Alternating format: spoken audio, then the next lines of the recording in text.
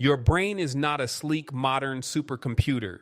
It is not a cleanly engineered machine with elegant architecture, readable documentation, and a helpful support team waiting to patch bugs after every emotional crash. No, your brain is more like a terrifyingly important piece of legacy software. It is powerful, mysterious, full of hidden dependencies, and somehow still running critical systems even though half of it was written before agriculture, Wi-Fi, taxes, indoor plumbing, and the concept of replying later. And here is the weird part. It works, mostly. This ancient biological operating system can write poetry, build rockets, debug JavaScript, fall in love, invent gods, fear public speaking, and convince itself that one more YouTube video is definitely part of the productivity process. But under the hood, your mind is filled with old survival scripts, shortcuts, emotional subroutines, cognitive glitches. Some of these were incredibly useful when your ancestors were trying not to become lunch. But in the modern world, they often misfire in spectacularly stupid ways. The first thing to understand is this: your brain was not designed to see reality perfectly. It was shaped to help your ancestors survive long enough to pass on their genes. That is a very different optimization target.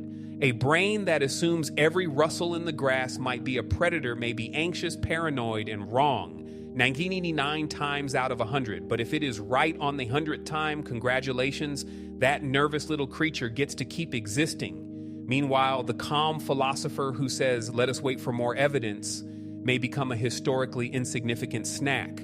So your brain does not always prioritize accuracy. It often prioritizes speed, safety, belonging, and energy efficiency. Cognitive biases are not random errors. They are predictable shortcuts in how humans interpret reality. They help us move quickly through a complicated world, but they can also distort what we notice, believe, and remember. This is why the mind feels less like a neutral scientist and more like an overworked intern with admin access. It grabs patterns, fills gaps, makes assumptions, and then confidently presents the final answer like it ran a full peer-reviewed study. Spoiler, it did not. One of the oldest bugs in the system is confirmation bias.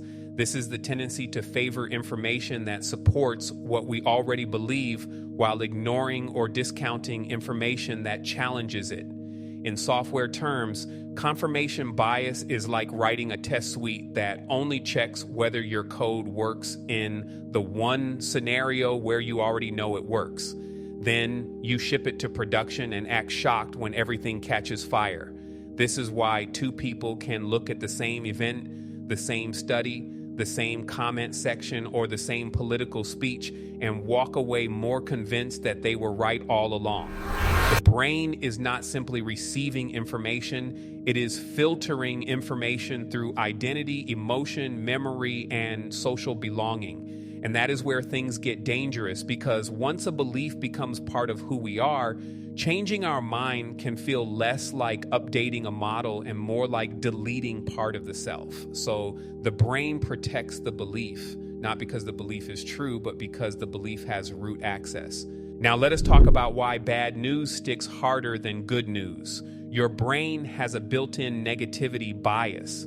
Threatening, embarrassing, painful, or frightening events often grab attention faster and linger longer than neutral or pleasant ones.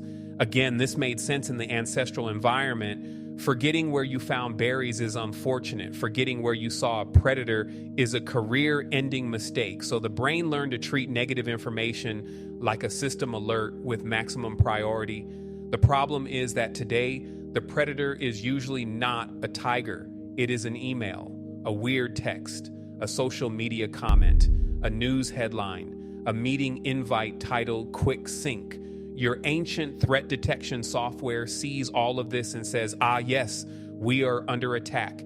This is why one insult can overpower 10 compliments, why one awkward moment from 7 years ago can randomly replay at 1:13 a.m., why your brain can ignore a peaceful afternoon and obsess over one sentence someone said with a slightly strange tone. Your mind is not broken. It is just running a security system calibrated for a much more violent operating environment. Fear is one of the oldest programs in the brain. When something feels threatening, your body can shift into emergency mode before your conscious mind has finished reading the room. The amygdala is strongly involved in detecting and responding to threats, while areas of the prefrontal cortex help regulate fear and emotional responses. In a real emergency, this is great. You do not want to calmly spreadsheet your options while a snake is introducing itself to your ankle. You want fast reaction, increased alertness, and a body that is ready to move. But modern life is full of symbolic threats, deadlines, rejection, status anxiety, uncertainty, someone typing "we need to talk." Your nervous system can respond to these abstractions with machinery that evolved for immediate physical danger. This is why fear can make smart people act strangely. It narrows attention. It simplifies thinking. It pushes the brain toward quick defensive choices. The system stops asking what is true and starts asking how do we survive this feeling right now. Dopamine is often described as the brain's pleasure chemical, but that is an oversimplification. Dopamine is deeply involved in reward, motivation, learning, attention, and behavior. It helps the brain learn what is worth pursuing, especially when something turns out better or more interesting than expected. A key idea in neuroscience is reward prediction error. In simple terms, dopamine systems respond when reality is better or worse than the brain predicted. This helps the brain update its expectations and learn what actions might lead to rewards in the future. This is where modern technology gets spicy. Social media, short videos, notifications, games, and endless feeds are extremely good at exploiting prediction. Sometimes you get something boring, sometimes you get something hilarious, sometimes you get drama, sometimes you get validation. The reward is variable, and the brain loves checking for updates. So when you reach for your phone without thinking, that is not simply a lack of discipline. That is ancient learning machinery being targeted by systems designed to be more interesting than your actual life.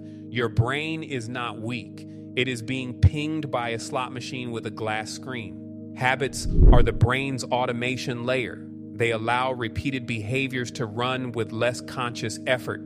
This is useful because if you had to manually think through every action, brushing your teeth, opening a door, typing your password, pretending to understand a meeting, you would mentally collapse before lunch. But automation has a cost. Once a habit script is installed, it can keep running even when it no longer serves you. Stress hits, and suddenly the old routine launches. Open app, eat snack, avoid task, start argument, buy thing, refresh page, regret, repeat. The brain likes efficiency. It would rather reuse old code than write new code from scratch.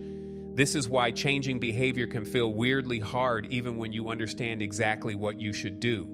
Insight is not the same as rewiring. To change a habit, you are not just making a better choice. You are interrupting an automated loop, modifying the trigger, changing the reward, and convincing the brain that a new pattern is worth installing. Basically, you are refactoring yourself, except the code is emotional and the compiler is tired. Humans are social animals. For most of history, being rejected from the group was not just emotionally painful, it could be physically dangerous.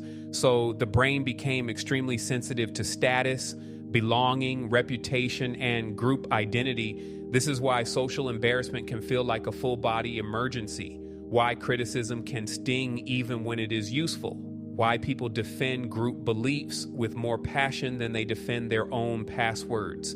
Your brain treats belonging as survival infrastructure.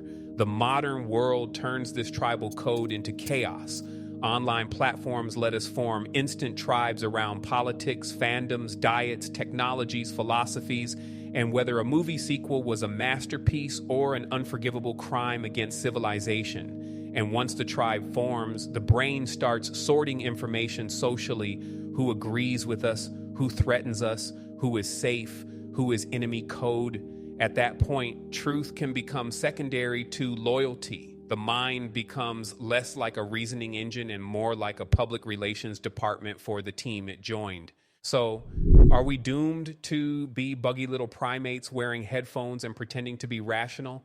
Not exactly. The strange advantage of the human brain is that it can notice some of its own glitches. Not perfectly, not constantly, but enough to create a gap between impulse and action, enough to say, wait, is this fear or is this evidence? Is this belief true or just familiar? Am I making a decision or is an old script running? That gap is where the patch begins. You can slow down decisions, seek disconfirming evidence, name emotions before obeying them, design your environment so the better choice is easier, build habits intentionally instead of letting apps, algorithms, and anxiety write them for you. You cannot uninstall your ancient brain, and honestly, you would not want to. It is the same messy system that gives you intuition, imagination, love, curiosity, humor, and the ability to stare at the stars and wonder why anything exists at all. Your brain is legacy code. It is ancient, it is patched, it is full of shortcuts, bugs, weird dependencies, and emotional functions nobody fully documented. But it is also the most extraordinary piece of biological software we know of. It can simulate futures, rewrite identities, invent tools, question itself, and occasionally remember where it put the keys. The goal is not to become perfectly rational. That is not human. The goal is to become a little more aware of the old programs running in the background, because once you can see the code, you do not have to obey every line of it. Welcome to Nerdy Dives. Stay curious, stay skeptical, and maybe clear your mental cache once in a while.